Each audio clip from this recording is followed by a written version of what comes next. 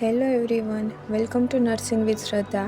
આજે આપણે proton pump ઇન્હિબિટર ડ્રગને સરળતાથી સમજશું. ચાલો શરૂ કરીએ. પ્રોટોન પંપ ઇન્હિબિટર PPIs એ એવી મેડિસિન છે કે જે સ્ટમકમાં આવેલા પ્રોટોન પંપના વર્કને ઇન્હિબિટ કરે છે કે જેનાથી એસિડનું પ્રોડક્શન ઓછું થાય અને એસિડિટી અને સ્ટમક અલ્સરમાં તે હેલ્પ કરે છે.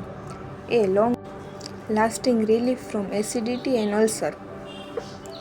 PPI કઈ રીતે વર્ક કરે છે? PPI ઇન્હિબિટ H+ અને ATP એન્ઝાઇમ્સ, એટલે કે તે પ્રોટોન પંપના વર્કમાં જેનાથી સ્ટમકનું સિક્રેશન એટલે કે એસિડ ઓછું થાય અને અલ્સરને હિલિંગ મળે.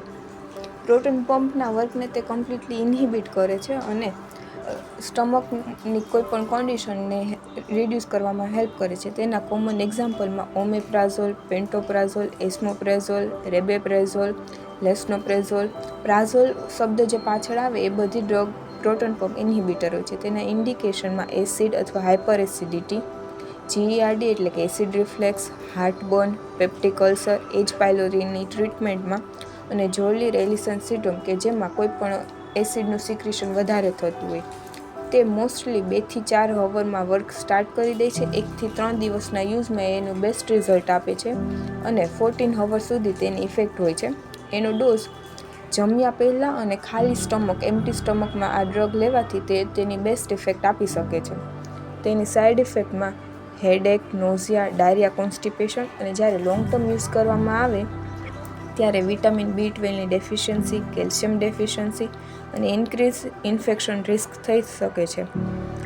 આને અવોઇડ ક્યારે કરવી? જ્યારે લોંગ ટર્મ કન્ટિન્યુ યુઝ કરવું હોય તો આ ડ્રગને અવોઇડ કરવી. હાઇપર સેન્સિટિવિટી હોય, કોઈ પણ લીવર ડિઝીઝ હોય તો ડૉક્ટરના ઓર્ડર એકોર્ડિંગ આ ડ્રગ લેવી. એન્ટાસિડ વર્સિસ PPIનો ડિફરન્સ.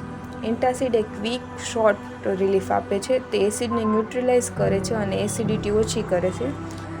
જ્યારે PPI સ્લો ઇફેક્ટ આપે છે પણ લોંગ સમય માટે હોય છે. તે એસિડ પ્રોડક્શનને સ્ટોપ કરે છે અને ક્રોનિક GERDની કન્ડિશનમાં યુઝ થાય. PPI મોસ્ટલી પ્રેગ્નન્સી દરમિયાન સેફ હોય છે પણ ડૉક્ટરના ઓર્ડર એકોર્ડિંગ લેવી. કી પોઈન્ટ્સ કે જેમાં PPI એ reduce stomach acid, GERD acidity, acid અલ્સરમાં યુઝ થાય છે. જમ્યા પહેલાં લેવી. Slow but long lasting effect આપે છે. Thank you for watching. Please like, share and subscribe.